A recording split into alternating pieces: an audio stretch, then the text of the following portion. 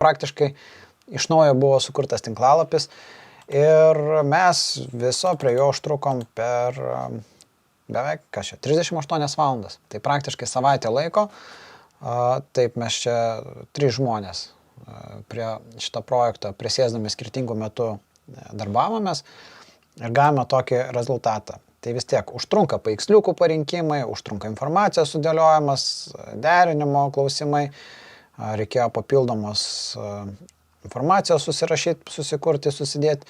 Tai vis tiek tai yra tam tikri laikas, kaštai, prie kurių sugaištame. Labai daug dalykų būna kitą kartą, ko nepagalvojai. Iš tikrųjų reikiama teisingo paveiksliuko parinkimas, jo atradimas ir kad nebūtų pažeistos autorinės teisės ir panašus tokie dalykai tampa tikrų iššūkių. Šiuo atveju mes ėmėme paveiksliukus tiesiogiai iš kurjerių, kad parodyti, kad gali įsigyti šitiems kurjeriams skirtas dėžutės, kurias yra pritaikyti. Tai toks yra projektas, 38 valandos, savaitę laiko sugaišta, kadangi fiksuojam laiko apskaitoj klaviatūros pelės mygtuko ir ten kas 5 minutės daro print screenus, tai labai aiškiai apskaičiuota ir tai yra efektyvaus darbo laikas.